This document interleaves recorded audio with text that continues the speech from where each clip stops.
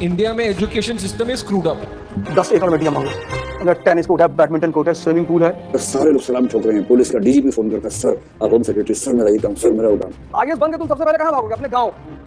बार बार पीछे करके चश्मा ऐसे लगा के ऐसे ऐसे चलते हुए मर गए ना। अरे भैया, बच्चे 2 साल में कोटा से निकल जाते हैं। कोटा सालों तक बच्चों से नहीं निकलता। क्या करता है कोटा?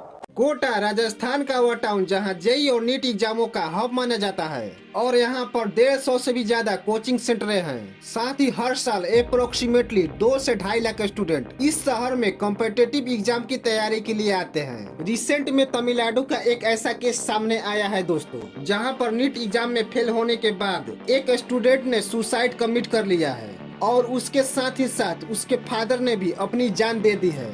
नीट और जेई जैसे एग्जामों की वजह से तमिलनाडु के गवर्नमेंट ने इस तरह की एग्जामों को बैन करने की बात कर डाली है। तो दोस्तों आप यहाँ समझ ही सकते हैं कि सिचुएशन कितना आउट ऑफ कंट्रोल है। आज के समय में कोटा टॉपर्स की वजह से नहीं बल्कि स्टूडेंट के बढ़ते सुसाइड केस की वजह से हेडलाइन में है। आखिर क्या रीजन है ऐसे केसेस के बढ़ने का, आइए जानने की कोशिश करते हैं आज की इस वीडियो में। दोस्तों अगर हमारा वीडियो आपको इन्फॉर्मेटिव लग रहा हो तो हमारे चैनल को सब्सक्राइब करना ना भूले। एक दिल दहला देने वाली और दिल को झकझोर कर देने वाली चिट्ठी भी आई।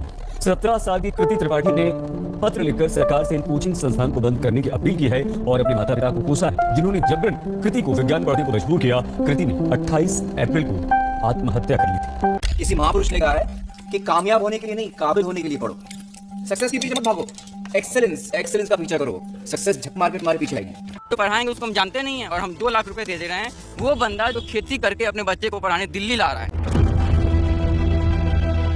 कोटा की वह पावन धरती जहां पर हर स्टूडेंट अपने सपनों को पूरा करने के लिए जाना जाता है। दोस्तों मैंने कोटा को काफी करीब से देखा है। एक टॉपर से लेकर बिगड़ा हुआ बच्चा सबको देखा है मैंने। दोस्तों कोटा से रिलेटेड कुछ ऐसे मिथ्स और रियलिटी है जो आपके सामने शेयर करना बहुत जरूरी है। पूरे भारत में 7 लाख से ज्यादा बच्चों के 10th में 90% से ऊपर नंबर आते हैं। अगर सीबीएसई में 2 लाख से ऊपर। और आईटी में सीट्स कितनी हैं? मात्र 5,273। अगर सिर्फ 90% वाले बच्चे भी आईटी का एग्जाम दें तो भी 99% बच्चों का नहीं हो पाएगा। एक एवरेज बंदा कोटा जाता है, उसको पहले से ही पता होता है कि उसकी लाइफ कैसी होने वाली है। जैसे ही कोटा के अंदर इंटर करता है उसे बड़े बड़े पोस्टरों में AR1 AR2 देखने लगता है और उन सब फोटो में अपनी पिक्चर को भी वह इमेजिन करने लगता है कि अगला नंबर मेरा ही होगा। दोस्तों आपको यहाँ पर एक रियलिटी बता देते हैं। लाखों बच्चे हर साल कोटा जाते हैं और कुछ को ही मिलता है टॉप बैच और बाकियों को मिलता है बहुत घटिया बैच और उन बैचों में बहुत ही बेकार टीचर होते हैं। दोस्तों उस लेवल के तो टीचर हमारे गली मोहल्लों में मिल जाते हैं। मान लीजिए हमारे गली मोहल्लों में ना मिले लेकिन हमारे सिटी में जरूर ही मिल जाएंगे।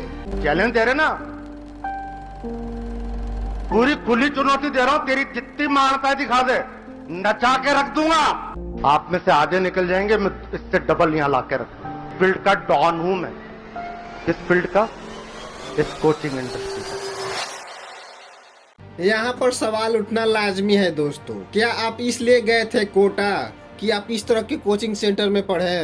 पहला झटका तो आपको यहाँ लगता है दोस्तों। चलिए मान लेते हैं आप पढ़ाई करने लगे वहाँ, लेकिन जैसे ही आपका दूसरा रिव्यू टेस्ट होता है तब आपकी वहाँ होश उड़ जाती है जब हजारों में रैंक आता है। तो इसके बाद ऐसे ही करते करते आपके 6 मंथ बीत जाते हैं। फिर भी आप सोचते हैं नहीं यार बहुत टाइम बाकी है अभी। 6 महीने जैसे ही बीतते हैं आपके बैकलॉग लगना स्टार्ट हो जाता है। तब आप सोचने लगते हैं यार मेरा 1000 और 500 के बीच रैंक आ जाए, इतना ही काफी है।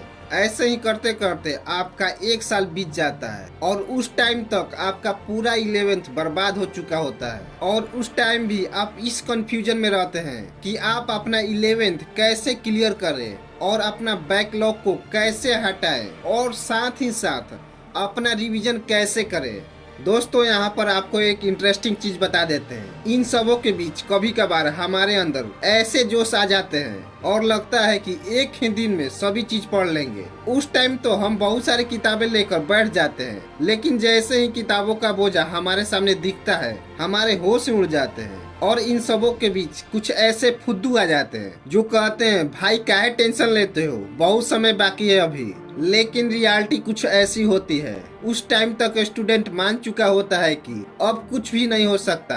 ऐसे ही करते करते आपका 12th का 6 मंथ भी बीत जाता है। आप जहां 1000 और 500 के बीच लाई करने वाले, आप सोचने लगते हैं कि भगवान मेरा सिर्फ सिलेक्शन हो जाए, इसके अलावा मुझे कुछ नहीं चाहिए। जब 12th खत्म होते हैं और बोर्ड की एग्जाम आ जाते हैं, तो उस समय वह बच्चा सिर्फ भगवान से यही विनती करता है कि भगवान मेरा किसी तरह बोर्ड का एग्जाम पास करवा देना, मुझे और कुछ नहीं चाहिए। एक एस्पिरेंट जो इतना बड़ा सपना लेकर गया था वहाँ पर और अपनी फोटो का इमेज ईयर 1 और ईयर 2 में दिख रहा था, लेकिन आखिर ऐसी हालत उसके सामने आई ही क्यों?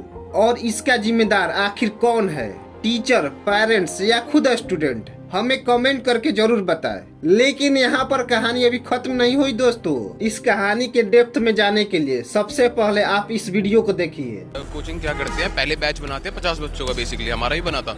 उसके बाद जैसे आप 2 महीने बिताओगे, उसमें एक और बैच ऐड हो जाएगा, एक और बैच ऐड हो जाएगा। कंपनी है वो कोचिंग है नहीं है। आप फीस बोल देते हैं 50,000, आज आप एडमिशन ले लो, आपका 30,000 में एडमिशन कर देंगे। तब बच्चा अपना 10-20,000 कम करने के चक्कर में पहले ही एडमिशन ले लेता है। जी हाँ दोस्तों, यही है कड़वी सच्चाई। दोस्तों अगर कॉम्पिटिटिव के हिसाब से देखा जाए तो IIT JEE एंट्रेंस एग्जाम में 16,000 सीट्स होती है, जिसमें 10 लाख स्टूडेंट हर साल अपीयर होते हैं। कितना बड़ा फासला है दोस्तों। और फिर भी इन सबको इग्नोर करते हुए स्टूडेंट अपने पढ़ाई को जारी रखते हैं। और साथ ही साथ उनके पेरेंट्स कितने सेंसिटिव होते हैं कि अपने बच्चों की पढ़ाई के लिए हजारों नहीं दोस्तों, लाखों खर्च कर देते हैं। इन सब से उलट उन कोचिंग सेंटरों को एक बात अच्छे से पता होता है कि इंडिया के लोग गवर्नमेंट जॉब के पीछे पागल है। यही वीडियो आप देख लीजिए ना। गोल्ड मेडल ले आएगा, जो फर्स्ट रैंक ले आएगा, कोचिंग इंस्टीट्यूट ऐसे बैठे होते हैं, इसको मैं पकड़ूंगा, इसको मैं पकड़ूंगा, इसको मैं पकड़ूंगा।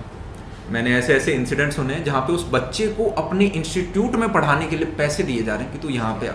अब एलन ऐसी फील्डिंग जमाएगा, देखना उसका होता है क्या अंजाम। आज से शराफत की दुनिया खत्म, जैसी दुनिया वैसे हम। जी हाँ दोस्तों, रियलिटी आपके सामने है। जब भी आप अपना कोचिंग सेंटर का चयन करें तो उस कोचिंग सेंटर के बारे में अपना रिसर्च करके ही जाए कि क्या वह कोचिंग सेंटर आपको अच्छा एजुकेशन प्रोवाइड कर सकता है या नहीं। नेशनल क्राइम रिकॉर्ड ब्यूरो के हिसाब से पर घंटे एक स्टूडेंट आत्महत्या करता है। यह रिकॉर्ड हमें यह स्पष्ट करता है कि ये सारी कोचिंग सेंटर हमें बड़े सपने तो दिखाते हैं, लेकिन वैसे सपने हमें अंधेरे की तरफ भी धकेलते हैं। इन सभी कारणों की वजह से कोटा में आजकल सुसाइड केस का मामला बहुत ज्यादा आ रहा है। यदि आप भी अपने लव वंस को इस तरह की सच्चाई से रूबरू कराना चाहते हैं तो इस वीडियो को शेयर करना ना भूलें। साथ ही साथ इस तरह के नए इन्फॉर्मेटिव वीडियो पाने के लिए इस चैनल को सब्सक्राइब करना ना भूलें।